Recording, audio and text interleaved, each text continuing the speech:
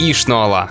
Совсем недавно Blizzard поставили новый патч восхождения Азшара на ПТР, и благодаря датамайнерам стал известен будущий сюжет. Хотите знать, что нас там ждет, чем все закончится и что там с Сильваной и Азшарой? Дальше в видео будут спойлеры, и не пишите мне, что я вас не предупреждал.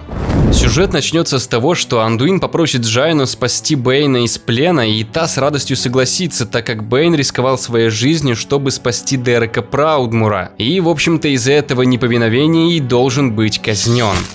По мере продолжения миссии Альянс получит неожиданную помощь от Саурфанга, Рохана и Трала, который отсутствовал с начала Легиона. Вероятнее всего, Трал отрекся от привычной ему жизни и ушел к своей родне в Альтеракские горы. Об этом может говорить его броня. Скорее всего, как мы и предполагали, Саурфанг отправился в Альтеракские горы, чтобы сообщить Тралу обо всем, что сейчас происходит в Орде, и что наделала Сильвана. Эту часть сюжета мы в подробностях узнаем уже совсем скоро. Также на стороне Орды Лортемар получит видение от шамана о том, что Бэйна казнят. Его это не устроит, и он решит помочь в освобождении Таурена. Элемент выбора игрока продолжится, поскольку вы сможете либо сообщить Натаносу о предательстве Лортемара, либо промолчать. К несчастью для Андуина, Сильвана, возможно, уже знала о его тайных планах, поскольку она устроит засаду в казематах Гороша. В этих же казематах содержится Бэйн, и происходят тренировки элитных войск Орды и разработка секретного азеритового оружия. То есть во время этого тайного проникновения Альянсу удалось также посмотреть и оценить главные козыри Орды. Сильвана и Натанос не вступают с нами в прямую схватку, а лишь наблюдают из тени, чтобы выявить наибольшее число предателей. Лидеры Альянса считают, что гибель Растахана и разгром Зандаларского флота сломили нас, что Орда скоро падет. Глупцы! Мальчишка лжет и себе, и своим подданным. Он даже не представляет, с чем имеет дело. Война как живое существо. Она растет и корчится в конвульсиях, пока не примет истинный облик. Скоро расстановка сил снова изменится. И этот клинок укажет нам путь к победе. Немного отходя от темы, хочу сказать, что в этом видео вы также можете выиграть месяц игры либо 550 рублей. Для этого вам нужно всего лишь написать любой комментарий под этим видео и быть подписанным на канал. Не забудьте открыть отображение своих подписок. Победитель будет определяться путем генерации случайного комментария, поэтому сделайте все это заранее, чтобы автоматически принимать участие во всех следующих конкурсах. А победителем прошлого розыгрыша стал Тимур Балконский, самый крутой, по моему мнению, комментарий про сюжет 8.2. Парень еще и объяснил подробности своей теории всем интересующимся. В общем, Тимур, получай свою награду, а мы продолжаем. После произошедших событий Сильвана командует кораблям Орды отправиться в открытое море, выманив за собой Альянс. Альянс узнает об этом и отправляется вслед за кораблями Орды, чтобы раз и навсегда покончить с ними и заодно прекратить войну.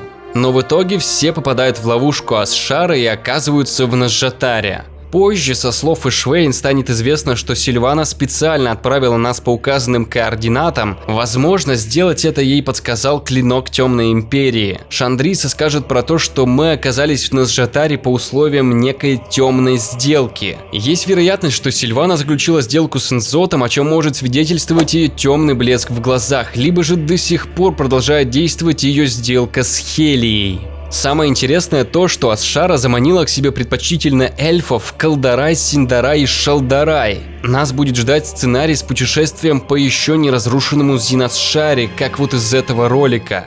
Оказавшись в ловушке, Джайна объясняет Гену и Шандрисе, что союз с Ордой необходим, чтобы успешно противостоять Азшаре, но Орда еще получит отмщение за Тельдрасил. Также Джайна говорит про то, что сейчас этот союз необходим для того, чтобы дать Тралу и Саурфангу время подготовить восстание.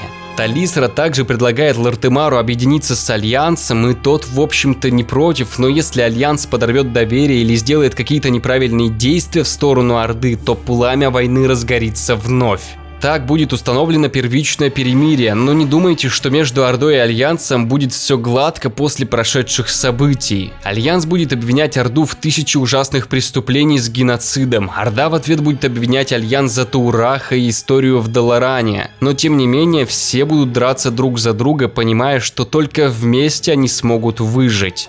В то же время Асшара удерживает огромные массы воды камнем Галганета и в любой момент может обрушить их на войска Орды и Альянса, но не делает этого. Первичной целью Объединенного Союза становится заполучение данного камня. Тут есть одна проблема. Асшара управляет каждым заклинанием и каждой песчинкой в Назжатаре, но все же позволяет Орде и Альянсу свободно перемещаться по местности и убивать своих подданных, устраивая так называемые испытания. Грубо говоря, нам разрешили находиться в Назжатаре, и все неспроста. Главная задача Асшары – заманить объединенные войска в свой дворец. Дополнительная задача – переродить присутствующих эльфов в Наг. Ты не сможешь остановить нас, Асшара, мы идем, чтобы положить конец твоему правлению. Остановить тебя? Мое дорогое дитя, почему я должна останавливать вас?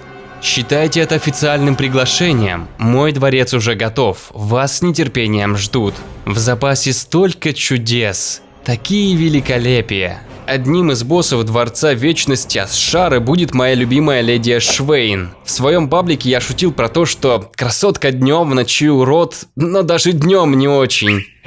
Швейн-то и скажет нам: марионетки, глупцы, Банши заманила вас на вашу же погибель. При личной встрече Асшара скажет нам про то, что каждое наше движение было сделано по ее воле. И будет говорить про то, что Алмазный Король был пешкой, а сердце Азерот нужно не для того, чтобы исцелить планету, а для того, чтобы открыть тюрьму Нзота. В конце не ясно, что произойдет с самой Асшарой, но тюрьма, по всей видимости, будет открыта, и Нзот вырвется на свободу.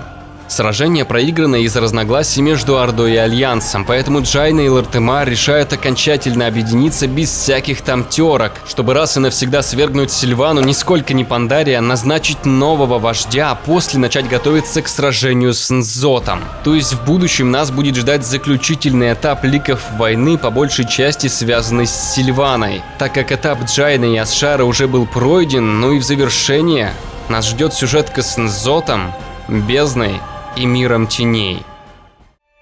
Это если говорить вкратце. Меня очень интересовала сама концепция сюжета, сама ниточка для бусов, в какую сторону все будет развиваться. Да, слова Агмота, Илгинота, Ксалатат и Нзота приходят в действие и на деле оказываются правдой. Мы узнали, что Сильвана специально отправила нас в лапы к Асшаре по условиям темной сделки, а Асшара, в свою очередь, просто играла с нами, чтобы в конечном итоге мы, ничего не подозревая, отдали ей силу сердца Азерот и освободили Нзота. Орда и Альянс вновь объединились перед общей угрозой, а восстание Саурфанга и Трала прямиком списано с Пандарии.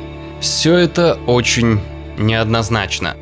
Маленькое объявление. В воскресенье в 18 часов по МСК пройдет первый выпуск дружественной посиделки «Кто хочет стать лороведом», где первым гостем будет Ликорок. Приходите, мы вас ждем, заодно проверьте свои знания в лоре WoW. Помимо вышеизложенного сюжета, в 8.2 нас ждет возвращение драконьих стай, которые объединятся вновь, чтобы защитить и исцелить Азерот. Это может стать отличной предпосылкой к ведению драконьих островов и продолжению тематики экспедиций. Мы будем помогать Меритре, дочери Изеры, очищать изумрудный сон от вторжения бездны. Мы также встретимся с Валитрой Снаходицей, которую последний раз видели только в ЦЛК. Мы вновь сможем сражаться с Алекстразой и Калесгасом при очень странных обстоятельствах. Да, сумеречные драконы все это время зрели в Гримбатоле и наконец-то смогли вырваться наружу. Драконы вновь отдадут часть своих сил, на этот раз, чтобы напитать сердце Азерот.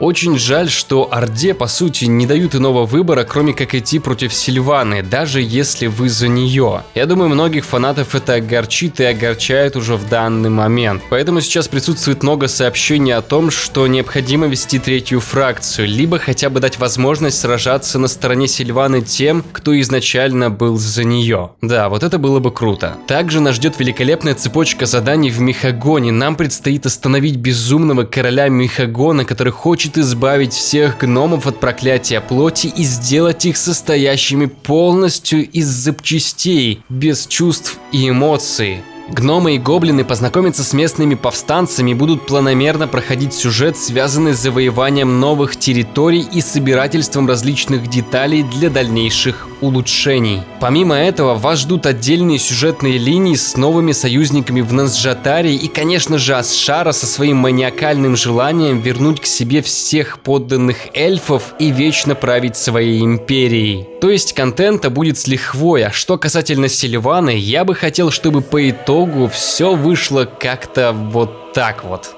На этом видео подошло к концу, подпишитесь на канал, это будет наилучшей поддержкой от вас. Впереди нас ждут новые теории, сюжетные цепочки и ламповые стримы. А с вами был Лунный Монах. До скорых встреч. Под конец самым преданным зрителям вкусная инфа. В файлах игры я нашел воеводу Гияру, воскрешенную в виде ДК.